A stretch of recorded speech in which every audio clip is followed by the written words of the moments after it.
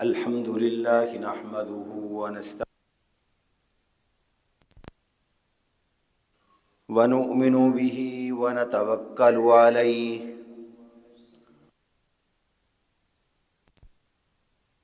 أنفسنا ومن سيئات أعمالنا ضل له ومن يضلله فلا هادي له لا إله إلا الله وحده لا شريك له سيدنا ومولانا محمدا عبده ورسوله عليه وعلى آله وأصحابه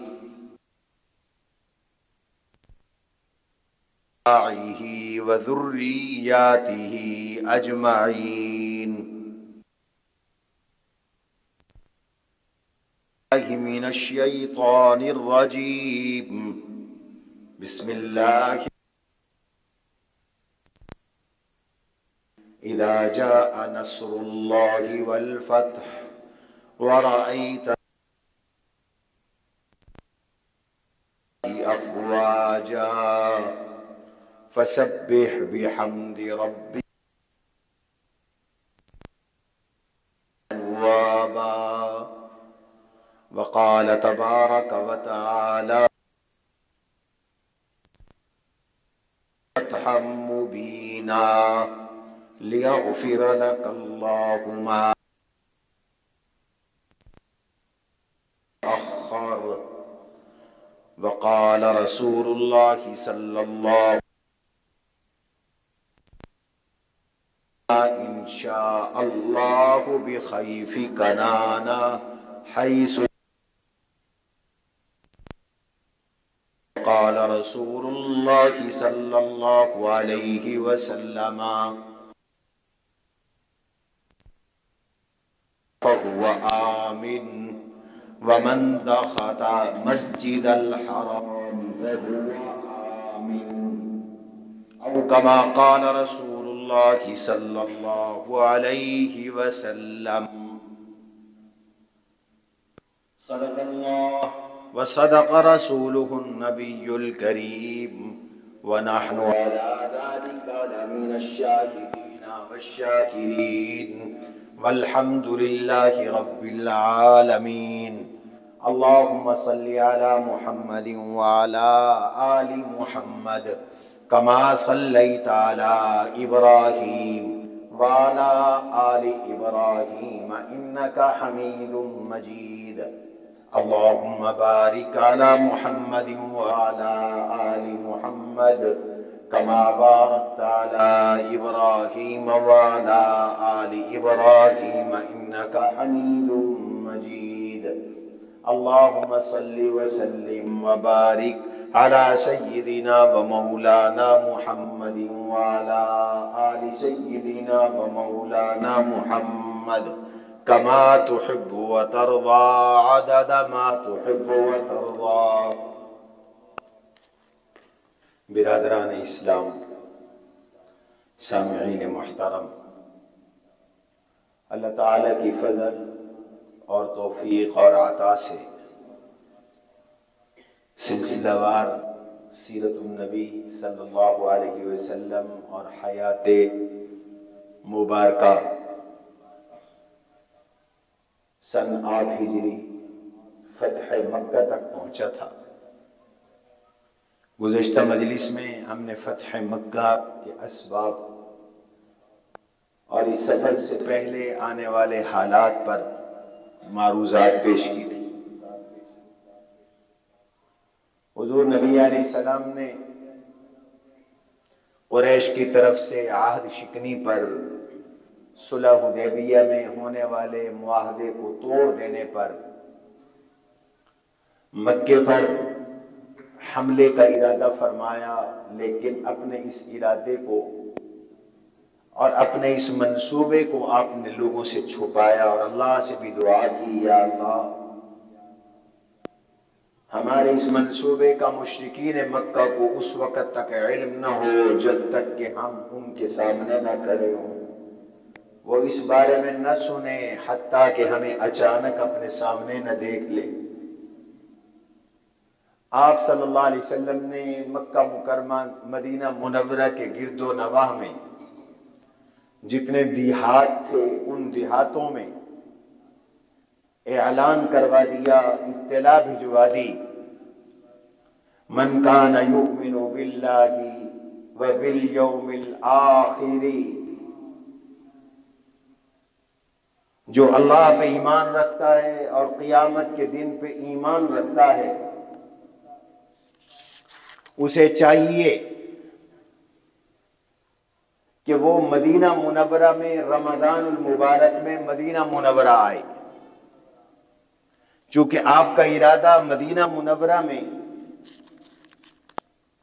مکہ مکرمہ سفر، آپ کا ارادہ رمضان المبارک میں مکہ مکرمہ پہ حملے کا تھا، مکہ مکرمہ میں سفر کرنے کا تھا، تو آپ نے یہ اعلان کر دیا جس کا اللہ پہ ایمان ہے، قیامت پہ جس کا ایمان ہے تو اسے چاہیے وہ رمضان میں مدینے آئے، وہ رمضان ہمارے پاس آئے، وہ رمضان ہمارے ساتھ گزارے۔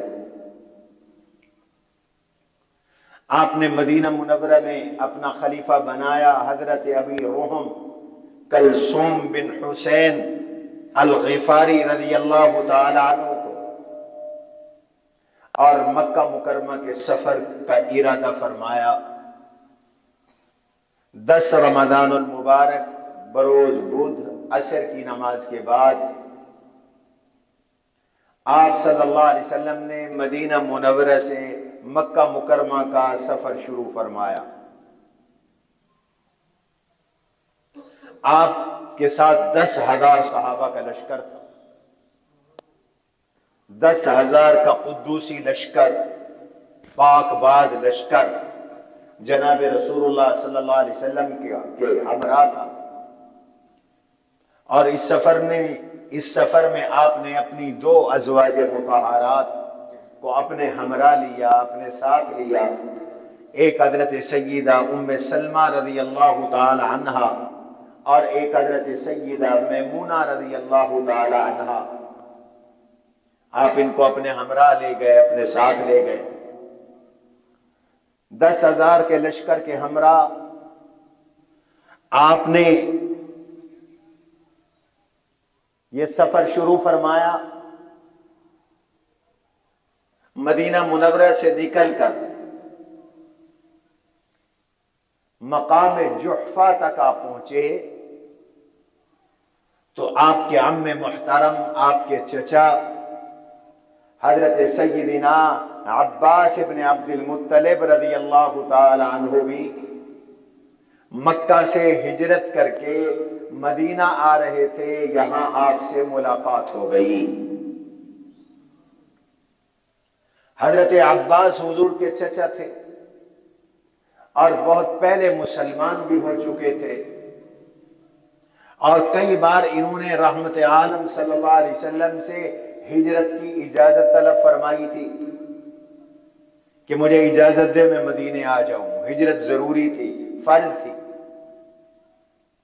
لیکن اللہ کے رسول صلی اللہ علیہ وسلم نے انہیں حکمتاً اور مصلحتاً مدینے آنے کی پہلے اجازت نہیں دی تھی، تاکہ یہ مکہ کے مسلمان، جو مسلمان مکہ میں محصور ہیں، ان کی خبرگیری کرتے رہے اور مکہ کے احوال حضور علیہ السلام تک پہنچاتے رہے۔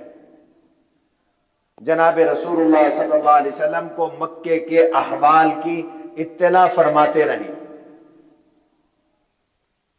اس لیے اللہ کے نبی صلی اللہ علیہ وسلم نے انہیں اجازت نہیں دی تھی، لیکن ہجرت کرنا بھی بڑا اعزاز تھا۔ قرآن کریم میں ہجرت کرنے والوں کے فضائل کا بیان ہے، فضائل کا ذکر ہے، تو حضرت عباس رضی اللہ عنہ اس فضیلت سے بھی محروم نہیں رہنا چاہتے تھے، اس لیے انہوں نے فتح مکہ جب قریب آ گیا تو انہوں نے مکہ چھوڑ کر مدینہ ہجرت کا ارادہ فرمایا اور سفر شروع کر دیا، اور حضور ابھی مدینہ کے قریب مقام جوفہ پر ہی تھے، ان سے ملاقات ہو گئی۔ حضور علیہ السلام نے ان سے ارشاد فرمایا، ہجرتوں کا آخر ہجرت کما ان نبوتی آخر نبوت، تیری آخری ہجرت ہے عباس جیسے میری آخری نبوت ہے، میرے بعد نبی کوئی نہیں، تیرے بعد مکہ سے ہجرت کر کے مدینے آنے والا کوئی نہیں۔ عباس تم آخری مہاجر ہو، میں آخری نبی ہوں، تمہیں ہجرت کا اعزاز ملا آخر میں، مجھے نبوت کا، اللہ نے آخری نبوت کا اعزاز بخشا۔ لیکن حضرت عباس کو حضور نے اپنے ساتھ سفر میں لے لیا، سفر سے آ رہے ہیں، ابھی مدینہ نہیں پہنچے، پھر سفر میں اپنے ہمراہ لے لیا، سامان ان کا مدینے بھجوا دیا، ہجرت کر کے اپنا گھر بار سارا سامان لے کے آ رہے تھے، سامان واپس مدینے بھجوا دیا۔ ان کو حضور علیہ السلام نے اپنے لشکر کا حصہ بنا کر فتح مکہ کی سعادت میں شریک فرما دیا، ان کو اپنے ساتھ لے لیا، تم میرے ساتھ چلو۔ روانہ ہو گئے،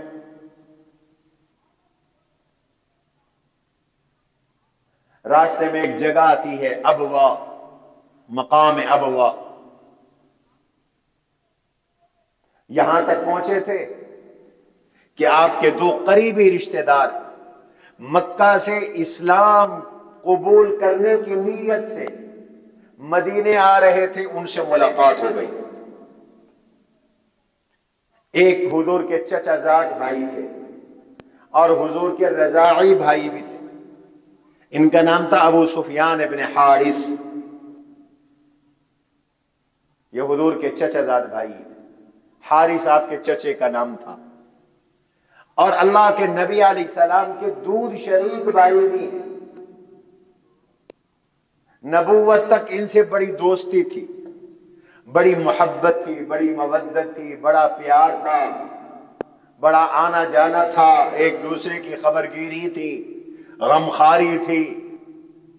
لیکن جیسے ہی حضور علیہ السلام نے نبوت کا اعلان فرمایا تو یہ حضور کے مخالف ہو گئے، اللہ کے نبی کے دشمن ہو گئے، حضور سے دور ہو گئے، حضور کو ان سے ایذائیں پہنچی، تکلیفیں پہنچی، حضور نے ان کا ذکر بھی فرمایا۔ یہ حضور کے سامنے آئے، آپ نے اپنا رخ ان سے پھیر لیا، ان کے ساتھ ان کا بیٹا جعفر بھی تھا، دوسرے آپ کی پھوپھی کے بیٹے، آپ کی پھوپھی عاتقہ بنت عبد المطلب، یہ حضور کی پھوپھی ہیں، والد کی بہن ہے، حضور کی ایک پھوپھی عاتقہ بنت عبد المطلب ہے، ایک پھوپھی اروا ہے، ایک پھوپھی امیہ ہے، ایک پھوپھی حضرت صفیہ رضی اللہ تعالی عنہا ہے۔ تو یہ آپ کی پھوپھی کے بیٹے ہیں عبداللہ بن امیہ، یہ بھی ان کے ساتھ تھے۔ ان دونوں نے حضور کو تکلیفیں پہنچائی تھی، حضور نے رخ پھیر لیا۔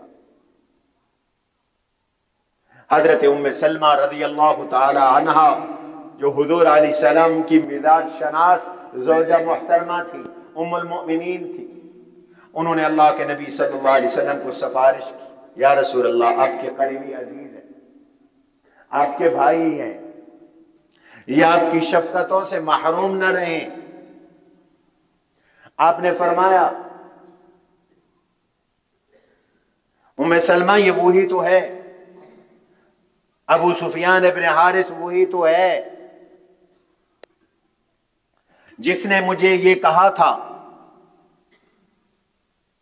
کہ میں تم پر ایمان نہیں لاؤں گا جب تک کہ تو آسمان پہ نہ چڑھ جائے، حتی ترقی فی السماء، آپ آسمان پہ چلے جائیں، وَلَن نُؤْمِنَ لِرُقَيِّكَ حَتَّى تُنَزِّلَ عَلَيْنَا كِتَابًا نَقْرَؤُ، اللہ نے غالباً سورہ بنی اسرائیل میں ان کا ذکر کیا، ان کے اس مطالبے کا ذکر کیا۔ انہوں نے کہا تھا ہم اس وقت تک کلمہ نہیں پڑھیں گے جب تک آپ آسمان پہ نہ چڑھ جائیں، اور آسمان پہ چڑھ کر اللہ کی طرف سے خط لے آئیں، تحریر لے آئیں ہمارے نام کہ محمد صلی اللہ علیہ وسلم میرے نبی ہیں، اور ساتھ آپ کے 4 فرشتے بھی اترے جو آ کر شہادت دے، گواہی دیں۔ فرمایا یہ وہی تو ہے۔ سیدہ ام سلمہ رضی اللہ عنہا نے دوبارہ سفارش فرمائی۔ حضرت علی نے انہیں ایک تدبیر بتائی، فرمایا ابو سفیان اور عبداللہ تم ایسا کرو، تم ذرا گھوم کر حضور کے سامنے آؤ، اور حضور کے سامنے آتے ہی تم وہ جملے کہو جو حضرت یوسف علیہ السلام کے بھائیوں نے کہے تھے، حضور کے سامنے کہے تھے، وہ جملے تم کہو۔ پھر دیکھو حضور کے رحمت کے دریا کو جوش کیسے آتا ہے۔ چنانچہ یہ حضور کے سامنے آئے اور کہنے لگے تاللہ لقد آثرک اللہ علینا وَإِن كُنَّا لَنَحْنُ الْخَاطِئِينَ۔ یہ وہ جملہ ہے جو یوسف علیہ السلام کے بھائیوں نے یوسف علیہ السلام کو اس وقت کہا تھا جب یوسف علیہ السلام تخت شاہی پر براجمان تھے۔ تاللہ لقد آثرک اللہ علینا، اللہ کی قسم اللہ نے آپ کو ہم پر ترجیح دی۔ وَإِنَّا كُنَّا لَنَحْنُ الْخَاطِئِينَ، ہم غلطی پر تھے، ہم گناہگار تھے، ہم معافی چاہتے ہیں، آپ ہمیں درگزر فرما دیں۔ ادھر ام سلمہ رضی اللہ عنہ کی سفارش بھی تھی، اور ادھر ان کا جملہ ایسے تھا حضور کی رحمت، حضور تو رحمت للعالمین، آپ کی رحمت کے دریا میں جوش آیا۔ آپ نے بھی وہ فرمایا جو یوسف علیہ السلام نے ارشاد فرمایا تھا، قال لا تثریب علیکم اليوم، آج تم سے کوئی مواخذہ نہیں ہوگا، آج تمہیں کوئی تانا بھی نہیں دیا جائے گا، آج تمہیں ملامت بھی نہیں کی جائے گی۔ تثریب کہتے ہیں ملامت کرنے کو، برا بھلا کہنے کو، آج تمہیں کوئی برا بھلا بھی نہیں کہے گا، ہم نے تمہیں معاف کیا۔ یغفر اللہ، اللہ تمہیں معاف کر دے، ہمیں بھی معاف کر دے۔ یہ مسلمان ہو گئے، اور ایک عرصے تک شرم کی وجہ سے حضور صلی اللہ علیہ وسلم کے سامنے آنکھ اٹھا کے نہیں دیکھتے کہ اتنا عرصہ حضور کی مخالفت کی۔ 21 سال رحمت عالم صلی اللہ علیہ وسلم کے ساتھ دشمنی نبھائی ہے، 21 سال مخالفت کی ہے، اور اب مشرف با اسلام ہوئے، اس لیے حضور کے سامنے شعر پڑھا، لعمرک انی یوم احمل رأیتا لتغلب خیل اللات خیل محمدی صلی اللہ علیہ وسلم۔ لعمرک انی یوم احمل رأیتا، ایک دن ایسا تھا کہ میرے ہاتھ میں جھنڈا تھا، میں آپ سے لڑ رہا تھا، کیوں؟ لتحمل خیل اللات خیل محمد، لتغلب خیل اللات خیل محمدی، تاکہ محمد صلی اللہ علیہ وسلم کے لشکر پر لات کا لشکر غالب آ جائے، لات کا لشکر جیت جائے۔ لَكَ الْمُدْلِجِ الْحَيْرَانِ أَظْلَمَ لَيْلُهُ فَهَذَا أَوَانِي حِينَ أَهْتَدِي۔ لَكَ الْمُدْلِجِ الْحَيْرَانِ أَظْلَمَ لَيْلُهُ، اس وقت میری ایسی حالت تھی جیسے کوئی رات کی اندھیرے میں، تاریکی میں حیران اور پریشان کھڑا ہو، میں بھی ایسے سرگرداں حیران اور پریشان تھا، آپ کا مخالف تھا۔ آج یہ وقت آیا ہے کہ اللہ نے مجھے ہدایت سے سرفراز فرمایا ہے، اور مجھے اللہ کی طرف سے ہدایت مل گئی، اور میں ہدایت پہ آ گیا، آج وہ بھی مبارک وقت آیا۔ یہی سفر کا اہم واقعہ ہے۔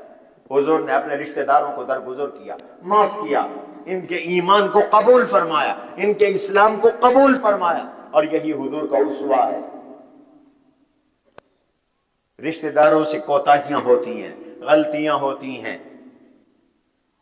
عربی میں کہتے ہیں العقارب کالعقارب، پہلا اقارب حمزے سے ہے، دوسرا اقارب عین کے ساتھ ہے۔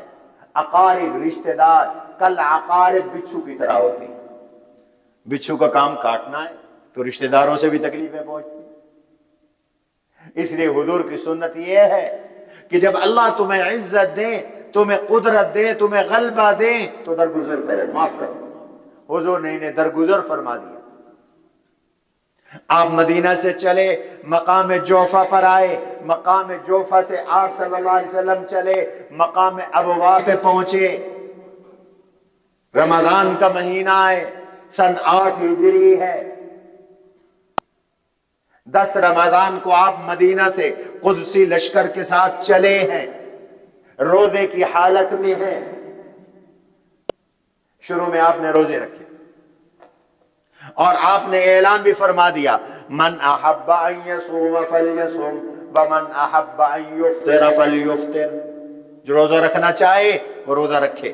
رمضان میں روزے کا بڑا ثواب ہے۔ وان تصوموا خیر لکم، قرآن کہتا ہے مسافر روزہ چھوڑ سکتا ہے اگر تم سفر پہ ہو۔ ان کنتم، اگر تم سفر میں ہو یا بیمار ہو تو فعدۃ من ایام اخر، روزہ چھوڑ دو، بعد میں قضا کر لینا۔ لیکن ساتھ فرمایا وان تصوموا خیر لکم، روزہ رکھو تو یہ زیادہ افضل ہے، بہتر ہے۔ رکھ سکتے ہو تو بیمار بھی روزہ رکھے، رکھ سکتے ہو تو مسافر بھی روزہ رکھے۔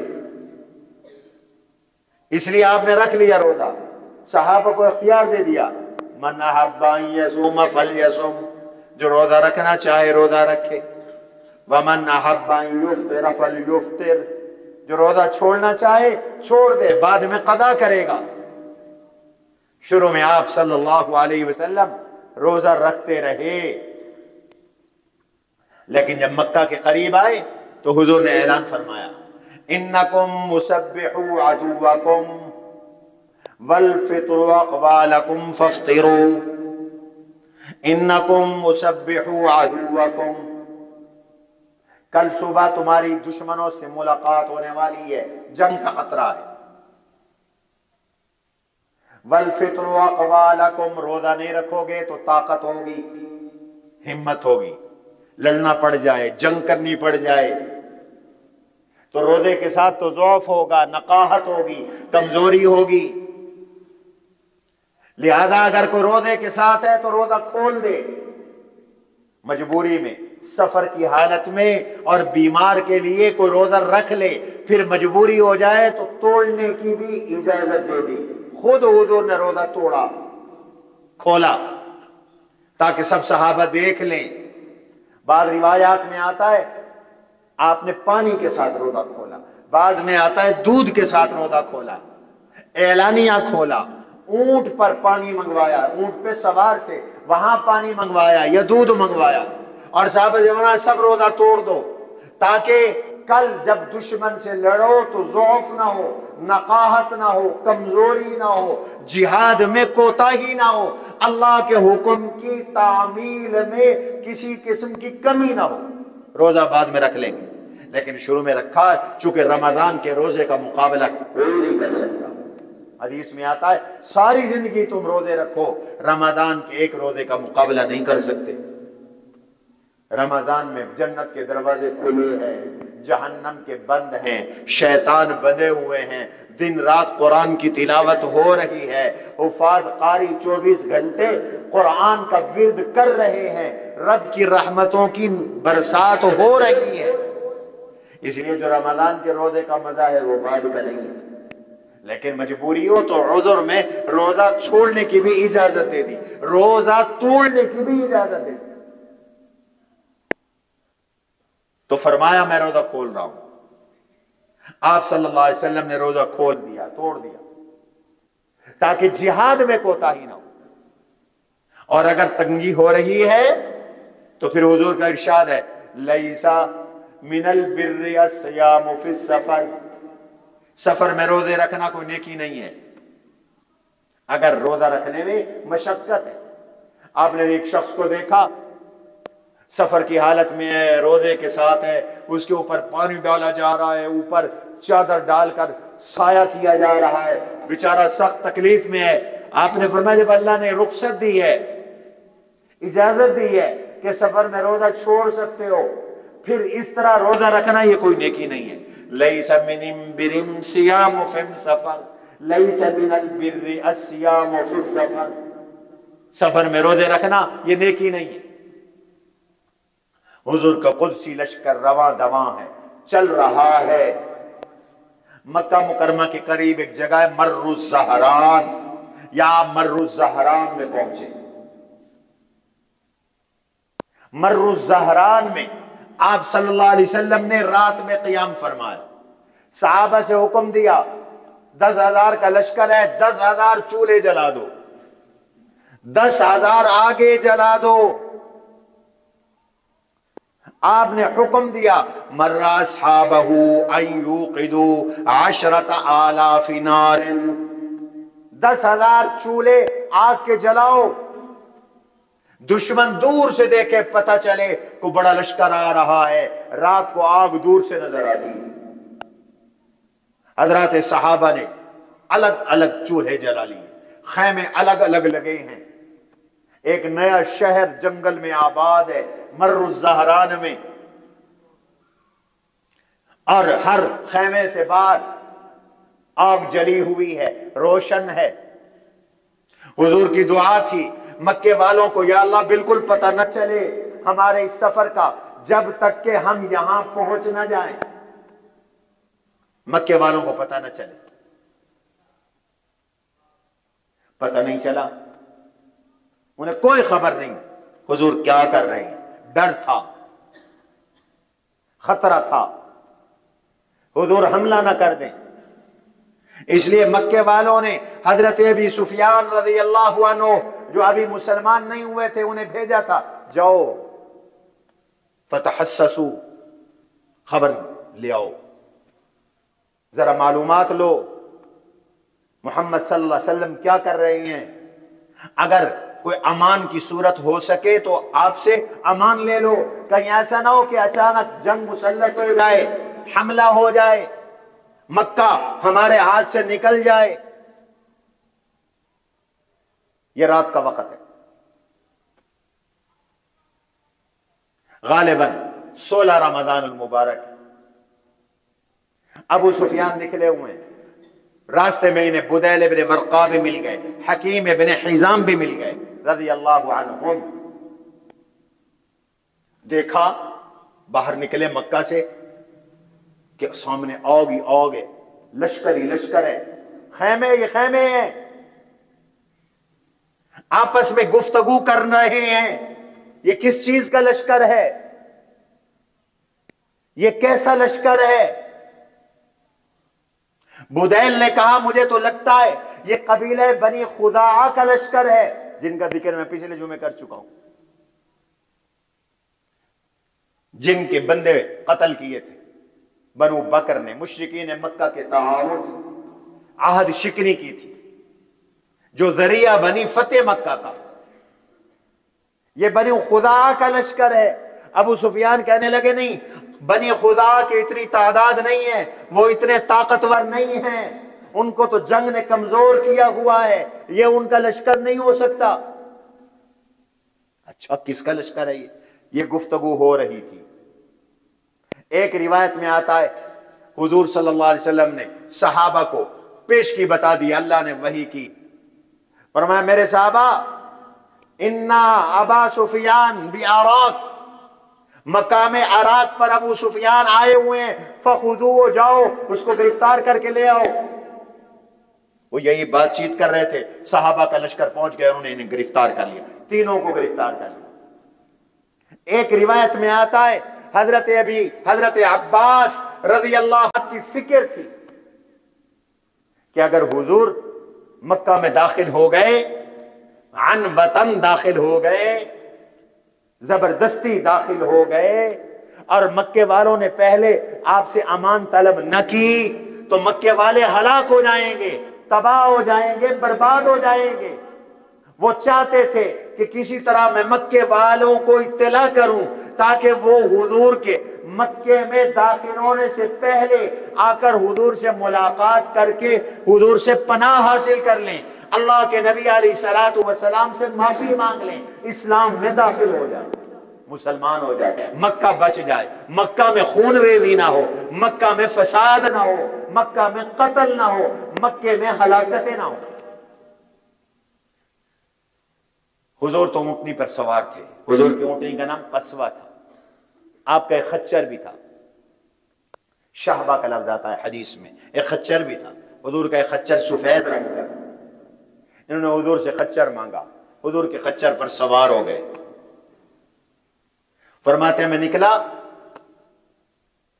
کوئی لکڑیاں اکٹھی کرنے والا لکڑہارا مل جائے تو اس کے ذریعے مکے والوں کو پیغام بھیج دوں، یا کوئی دودھیا مل جائے، دودھ لینے والا، دودھ اکٹھا کرنے والا، دیہاتوں سے دودھ لے کر شہروں میں جاتے ہیں نا لوگ دودھ بیچنے کے لیے یا دودھ دینے کے لیے، تو کوئی دودھیا مل جائے، میں اس کے ذریعے مکے والوں کو اطلاع کروا دوں، یا کوئی اور حاجت مند مل جائے اس کے ذریعے میں مکے والوں کو اطلاع کروا دوں۔ میں حضور کے خچر پہ سوار تھا، اتنے میں نے آواز سنی، میرے کانوں میں ابو سفیان کی آواز آئی، بدیل ابن ورقا کی آواز آئی، حکیم ابن حزام کی آواز آئی۔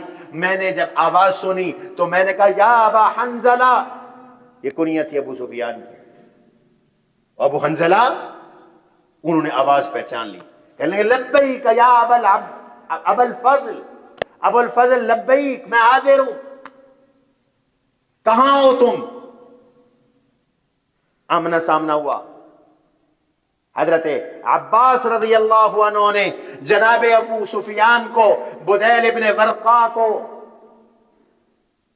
حکیم ابن حزام کو اطلاع دی، ان رسول اللہ صلی اللہ علیہ وسلم جاء بعشرۃ آلاف، یہ سامنے لشکر دیکھ رہے ہو، یہ آگ دیکھ رہے ہو، یہ 10,000 آگ کے چولہے دیکھ رہے ہو۔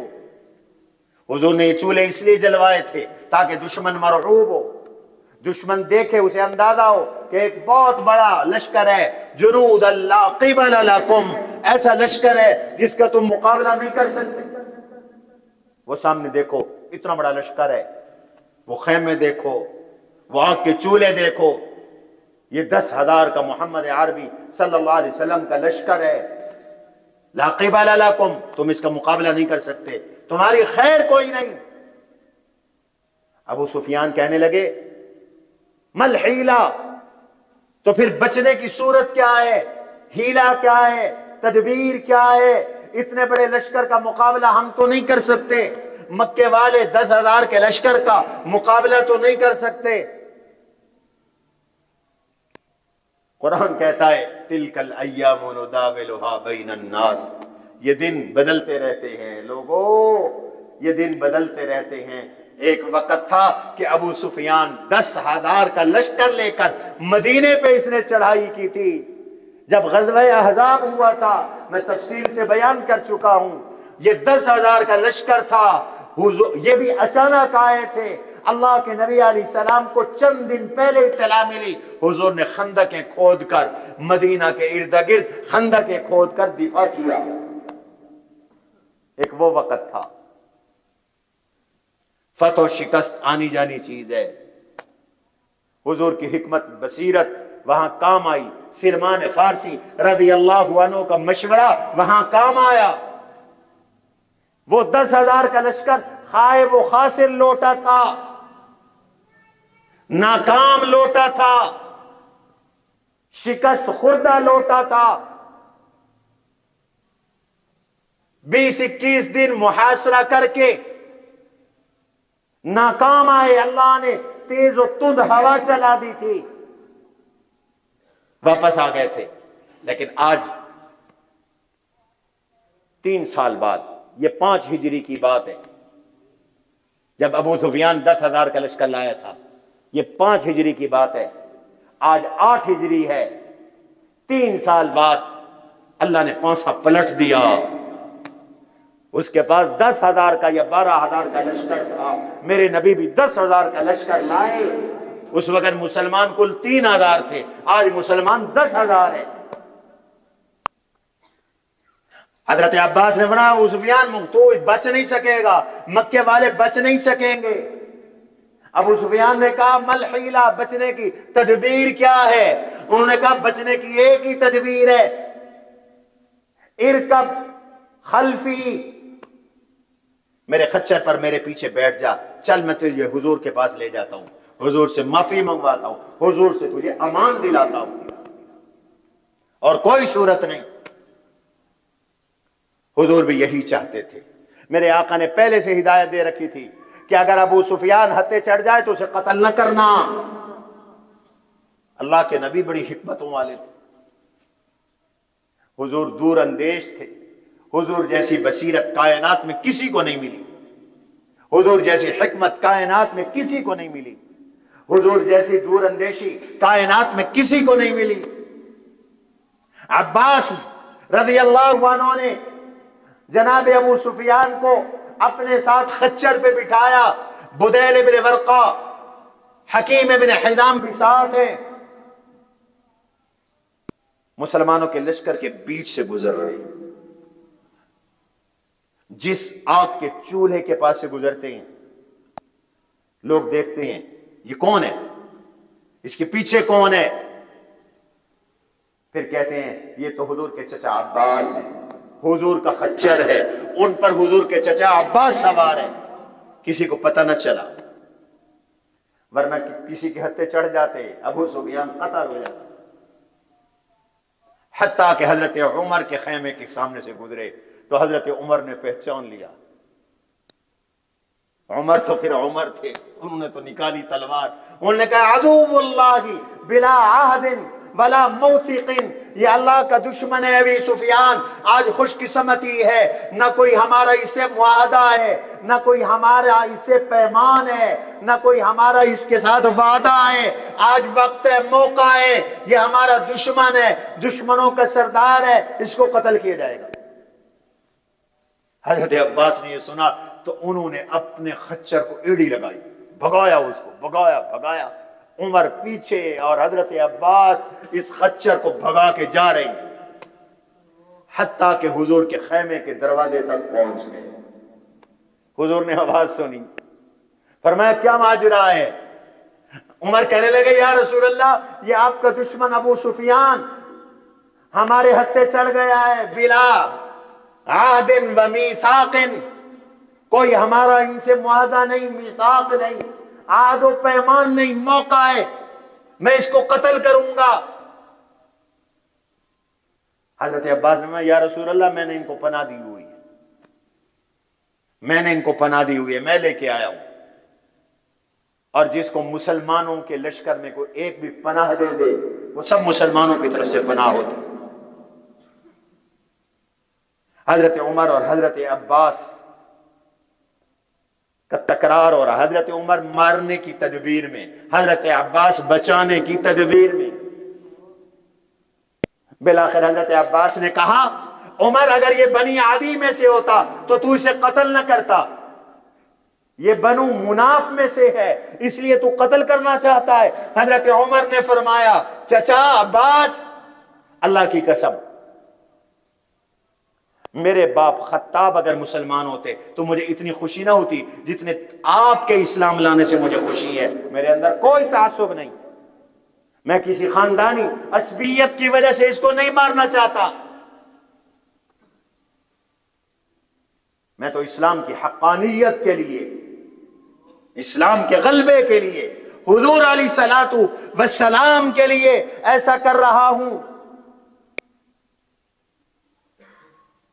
اللہ اکبر۔ پھر کیا ہوا؟ یہ حضور کے خیمے میں داخل ہوئے، اللہ کے نبی علیہ الصلوۃ والسلام نے ان سے فرمایا کیا وقت نہیں آیا کہ تم مسلمان ہو جاؤ؟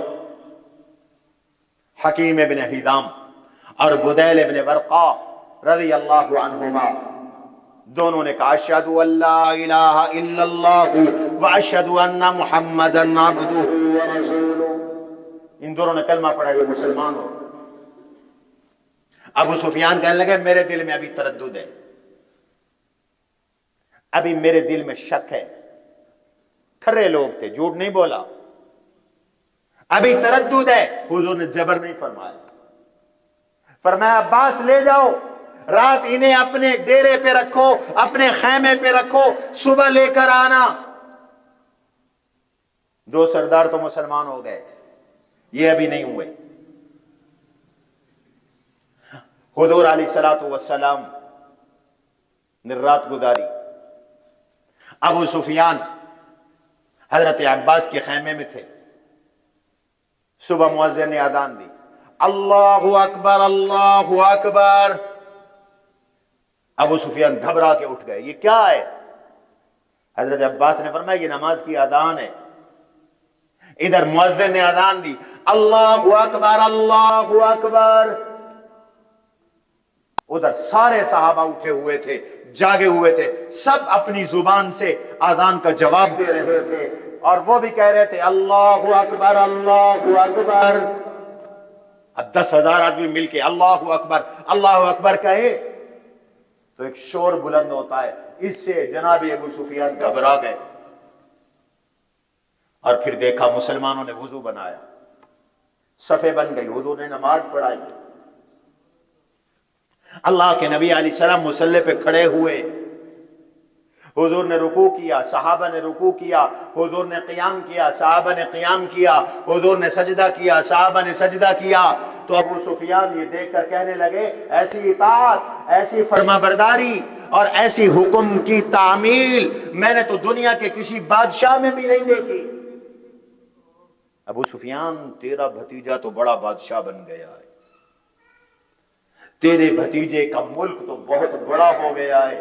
حضرت عباس نے فرمایا ابو سفیان یہ میرے بھتیجے کی بادشاہت نہیں ولیکن نبوت، یہ تو میرے نبی کی نبوت ہے، یہ تو میرے بھتیجے کی نبوت ہے. نبوت اور ہوتی ہے، بادشاہت اور ہوتی ہے. بادشاہت قوت سے حاصل کی جاتی ہے، نبوت رب عطا کرتا ہے. بادشاہت میں غلبہ اسباب کے ساتھ ہوتا ہے، نبوت میں غلبہ بغیر اسباب کے ہوتا ہے. اللہ نے سلیمان علیہ السلام کو بادشاہت بھی دی تھی، نبوت بھی دی تھی، لیکن اسباب کے ساتھ نہیں تھی، بغیر اسباب کی چیزیں تھی. تخت مل گیا تھا، ہوا تابع تھی، جنات تابع تھے کہ نہیں تھے؟ حضرت عباس اگلے دن لے کر آئے ابو سفیان کو حضور کی خدمت میں. دوسری بار حاضری ہو رہی ہے حضور کے دربار میں. میرے آقا نے فرمایا ابو سفیان وقت نہیں آیا کہ تو اقرار کرے لا الہ الا اللہ، اللہ کے سوا کوئی معبود، کوئی مسجود، کوئی مطلوب، کوئی مقصود، کوئی مشکل کشا، کوئی حاجت روا نہیں ہے، کوئی مددگار اور کوئی بگڑی بنانے والا نہیں ہے. آج تم بھی کلمہ پڑھتے ہو پھر بھی شرک کرتے ہو. مشرکین مکہ کلمے کا مفہوم جانتے تھے. تو ابو سفیان بول پڑے. اس نے کہا، جناب ابو سفیان نے فرمایا اگر کوئی معبود ہوتا تو آج ہمیں یہ دن دیکھنا پڑتا. میں نے اپنے معبودوں کو جب بھی پکارا میری مدد کو نہیں آئے، آپ نے اپنے رب کو پکارا وہ آپ کی مدد کو آیا.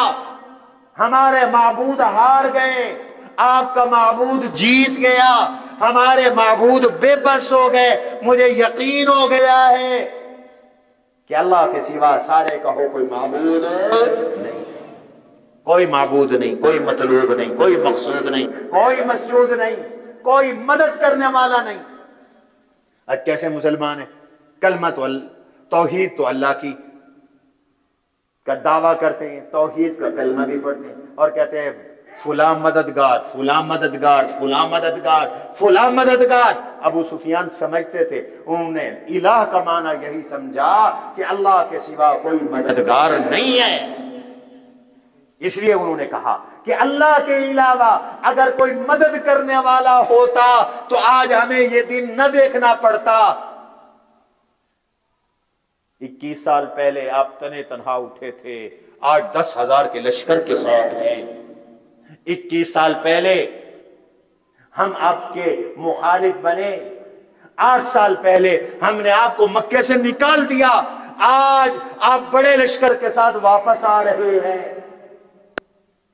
جب ہجرت حضور نے فرمائی نا، اس موقع پہ اللہ نے آیت اتاری تھی، ان الذی فرض علیک القرآن لرادک الی معاد،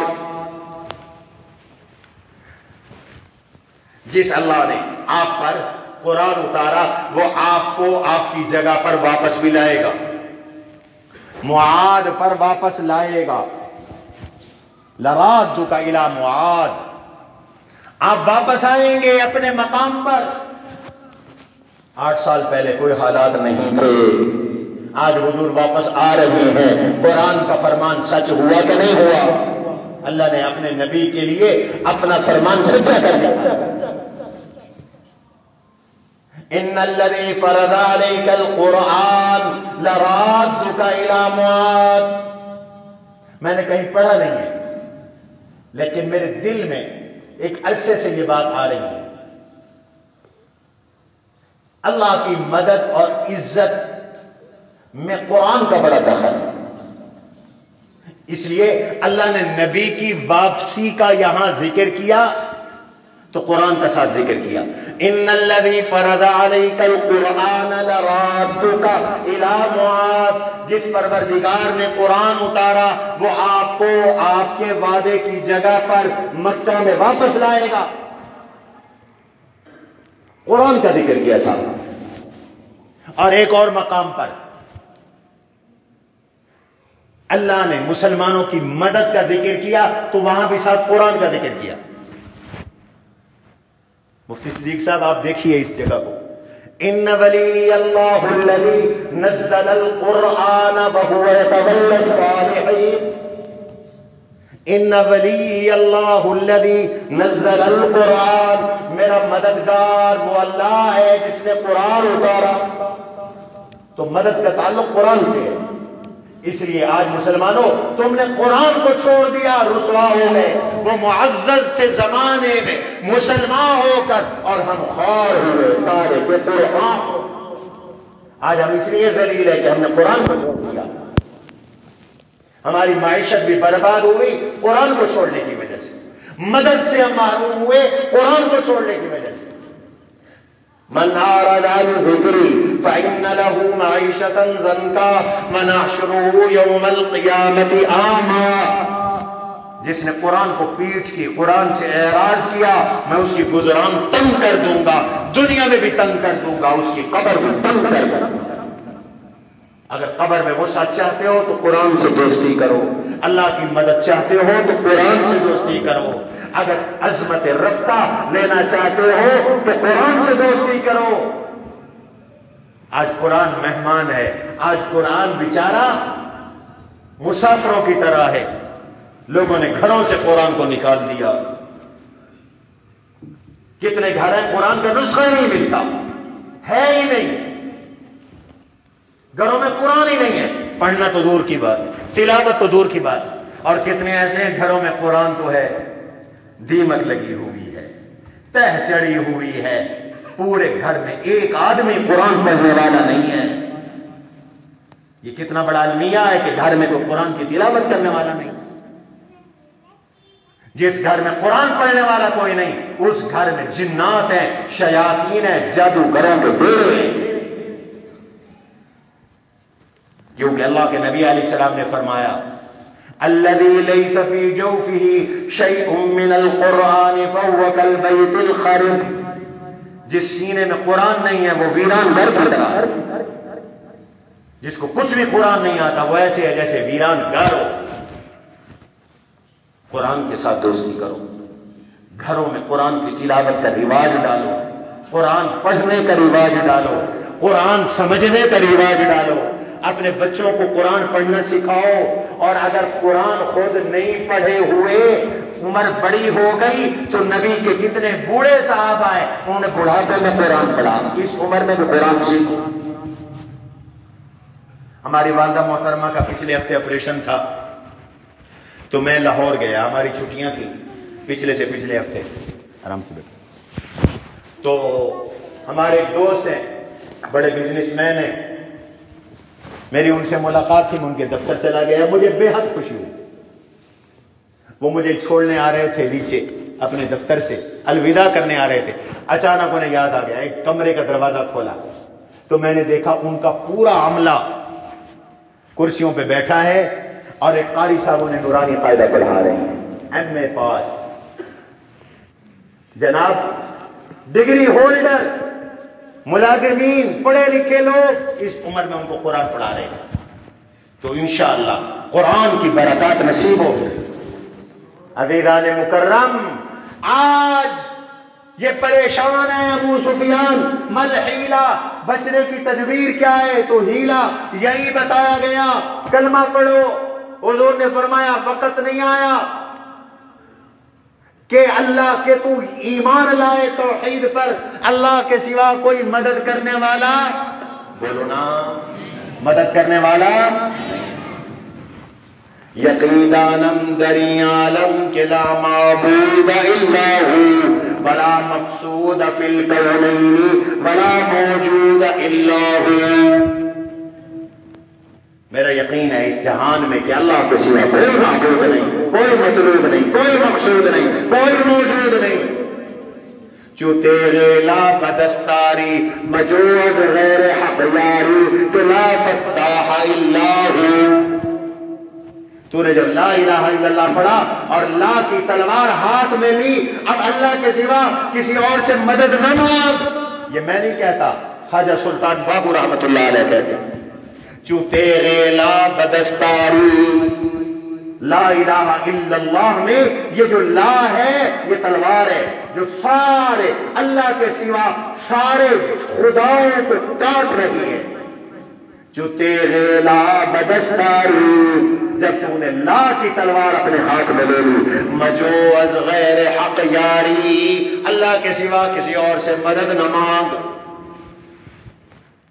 یاری مدد مانگنے کو کہتے ہیں فارسی زبان میں، مجوز غیر حق یاری، اللہ کے سوا کسی سے مدد نہ مانگ۔ کہ لا فتاح الا ہو، حالات کھولنے والا اللہ کے سوا کوئی نہیں۔ کون ہے کھولنے والا حالات؟ کون ہے؟ سارے بولے۔ انہوں نے ہتھیار پھینکے، انہوں نے کہا معبود تو سارے جھوٹے، ہمیں کسی نے نہیں بچایا۔ اچھا ابو سفیان وقت نہیں آیا کہ اب تو مجھے اللہ کا رسول مان لے، اس بات کا اقرار کر کہ میں اللہ کا رسول ہوں۔ کہنے لگی اس میں تردد ہے، ابھی میرے دل میں یہ بات نہیں آ رہی۔ حضرت عباس صاحب بیٹھے تھے، انہوں نے کہا، فرمایا ابو سفیان اسلم، کلمہ پڑھ لے، نبی کی نبوت کو مان لے، اس سے پہلے کہ تیری گردن کٹ جائے، تیری گردن پہ تلوار چل جائے۔ یہ جملہ کہا تو اب اللہ نے دل میں اسلام کی حقانیت بٹھا دی، فوراً کہتے ہیں اشہد ان لا الہ الا اللہ واشہد ان محمد عبدہ ورسولہ۔ ابو سفیان نے ہتھیار ڈال دیے، نبی کی رسالت پر کلمہ پڑھ لیا، اللہ کی وحدانیت پر کلمہ پڑھ لیا۔ حضور نے ان کے اسلام کو قبول کیا، حضور نے قبول کیا، اور آج کے بدھو قبول کرنے کے لیے تیار نہیں۔ وہ کہتے ہیں نہیں، معاویہ ابو سفیان مسلمان نہیں تھے، نعوذ باللہ، منافق، شرم نہیں آتی۔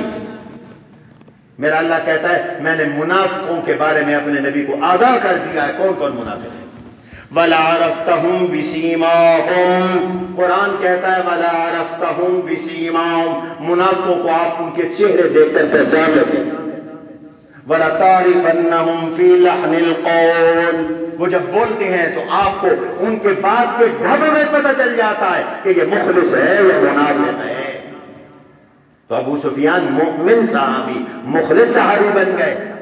حضرت عباس اور حضور نے اعتبار کیا، حضرت عباس نے فرمایا یا رسول اللہ ابو سفیان شرف چاہتا ہے، عزت چاہتا ہے، مقام چاہتا ہے، اسے کچھ عزت عطا فرما دیجئے۔ میرے آقا نے اعلان کر دیا جا ابو سفیان مکے والوں کو جا کے بتا دو میرا اعلان ہے، من دخل دار ابی سفیان فهو آمن، جو ابو سفیان کے گھر میں چلا جائے گا اسے امن، محمد عربی اور اس کی جماعت اس کو معاف کر دے گی، کچھ نہیں ہے۔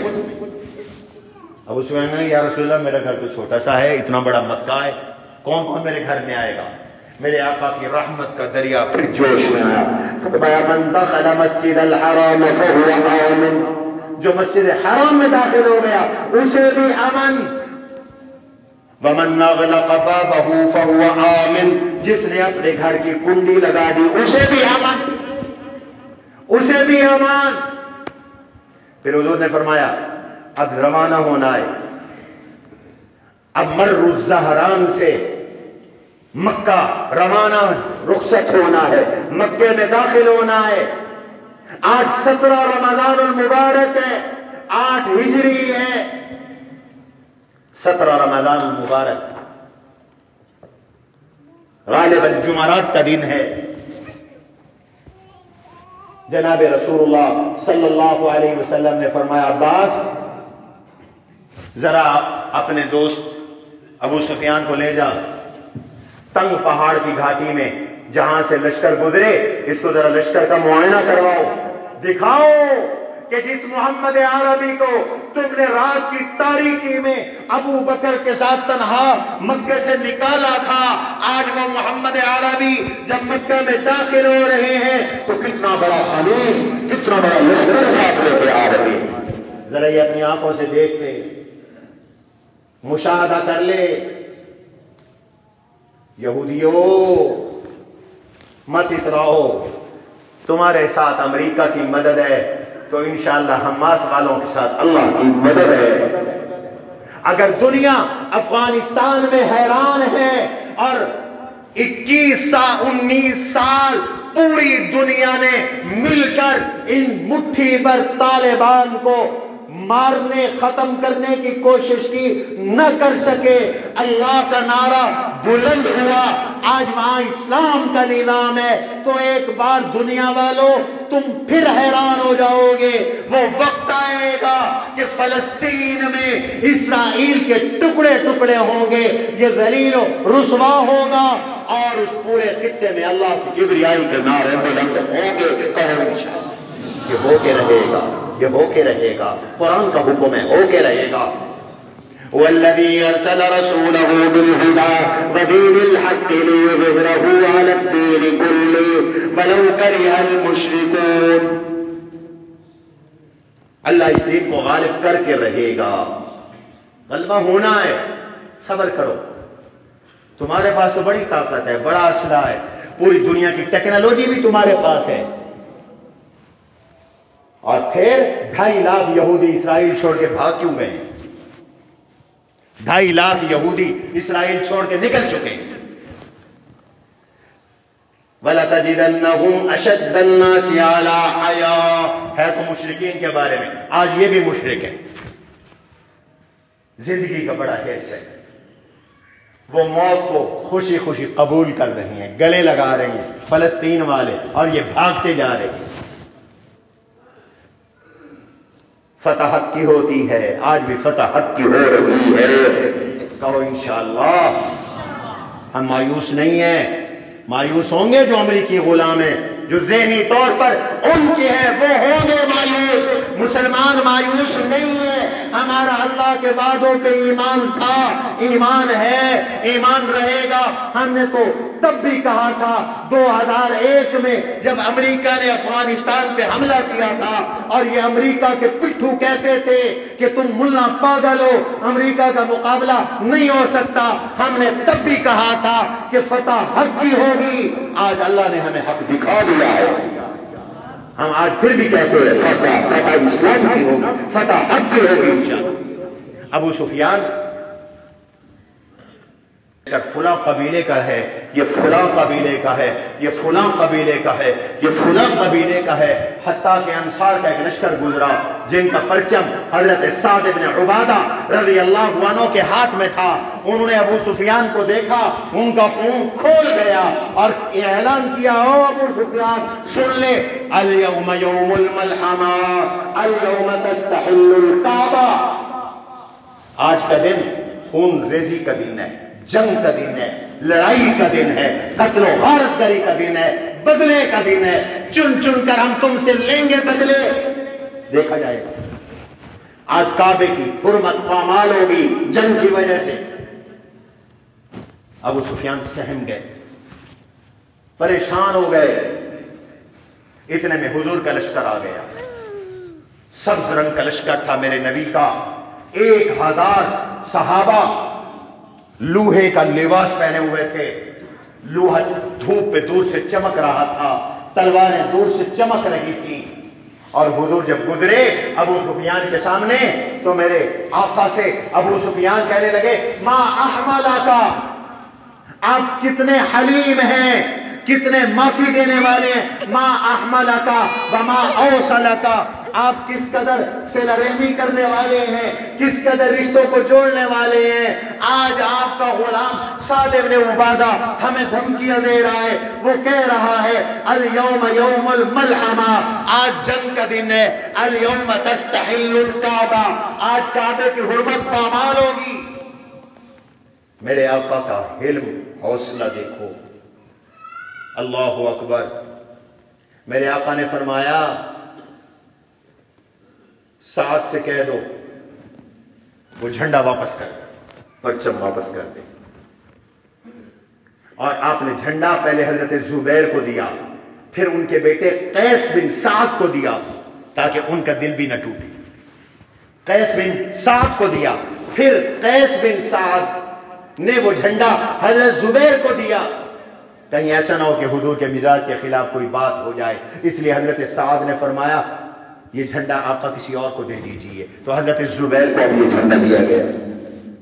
پھر میرے آقا نے فرمایا کذب سعد، سعد نے غلط کہا، اليوم یوم المرحمہ، آج رحمت کا دن ہے، آج رحمت کا دن ہے، آج کعبے کی عزت کا دن ہے، آج وہ دن ہے کہ جس میں اللہ قریش کو عزت دیں گے، کعبے کو عزت ملے گی۔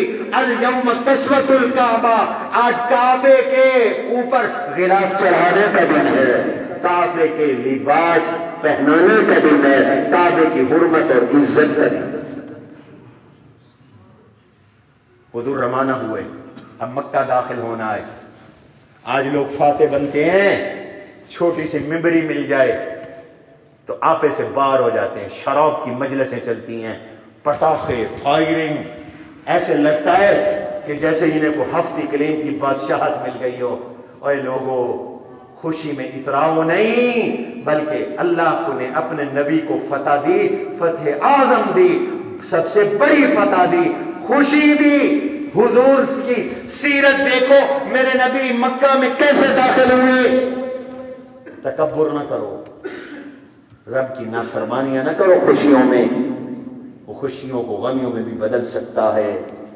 رسول اللہ کی سیرت کو دیکھو، صحابہ کہتے ہیں، ابی سعید خدری رضی اللہ عنہ فرماتے ہیں حضور کا سر جھکا ہوا تھا، یوں جھکا ہوا تھا، اونٹنی پر سوار تھے، یہ قصبہ اونٹنی تھی، سر اتنا جھکا ہوا تھا کہ یہ داڑھی مبارک کے بال اونٹنی کے پالان کو لگ رہے تھے، چھو رہے تھے، کوئی جنگی ترانہ زبان پہ نہیں تھا، اللہ کے نبی علیہ السلام کے ساتھ کوئی بیڑ باجا نہیں تھا، کوئی ڈھولکیاں نہیں تھیں، کوئی دف نہیں بج رہے تھے، کوئی ڈیک نہیں لگے ہوئے تھے، بلکہ حضور کی زبان پہ میں نے جب توجہ کی، کان لگائے تو حضور کی زبان پہ تھا اِنَّا فَتَحْنَا لَكَ فَتْحًا مُبِينًا لِيَغْفِرَ لَكَ اللَّهُ مَا تَقَدَّمَ مِن ذَنبِكَ وَمَا تَأَخَّرَ وَيُتِمَّ نِعْمَتَهُ عَلَيْكَ وَيَهْدِيَكَ صِرَاطًا مُسْتَقِيمًا۔ سر جھکا ہوا ہے، زبان پہ اللہ کا قرآن جاری۔ اِذَا جَاءَ نَصْرُ اللَّهِ وَالْفَتْحُ وَرَأَيْتَ النَّاسَ يَدْخُلُونَ فِي دِينِ اللَّهِ أَفْوَاجًا فَسَبِّحْ بِحَمْدِ رَبِّكَ وَاسْتَغْفِرْهُ إِنَّهُ كَانَ تَوَّابًا۔ اس حالت میں آپ مکہ میں داخل ہو رہی ہیں، فاتح بن کے داخل ہو رہی ہیں۔ ادھر حضور علیہ السلام نے فرمایا ابو سفیان جاؤ مکے والوں کو جا کے بتاؤ۔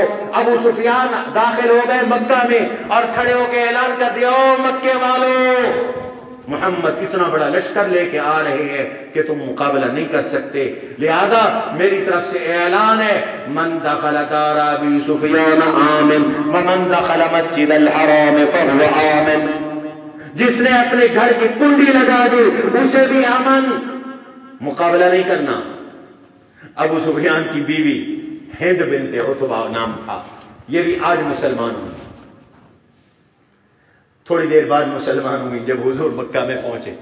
جب اس نے یہ غیر متوقع اعلان سنا، مکے والوں کو تو پتہ ہی کچھ کا نہیں تھا نا، اچانک حضور پہنچے تو اس نے اپنے شوہر کی مونچھ پکڑ لی یہاں سے، اور مونچھ پکڑ کے کہتی ہے اقتلو، اس کو قتل کر دو، اس موٹے کو، چربی چڑھے ہوئے کو، کمزور پنڈلی والے کو قتل کر دو، یہ کیسی خبریں دے رہا ہے۔ اور ابو سفیان چیخ کے کہہ رہے ہیں، لوگو لا تغرنکم هذه المرأة، تمہیں یہ عورت دھوکے میں نہ ڈالے، میں تم سے کہہ رہا ہوں محمد کا اتنا بڑا لشکر آ رہا ہے جس کا تم مقابلہ نہیں کر سکو گے۔ اللہ کے نبی کا یوں داخلہ ہو رہا ہے، باقی انشاءاللہ آئندہ۔ سبحان ربک رب العزت عما یصفون والسلام علی المرسلین والحمد للہ رب العالمین۔ قد عظمت فللأمجاد بانيها، ومن يسعى إلى العليا بما فيها ويبني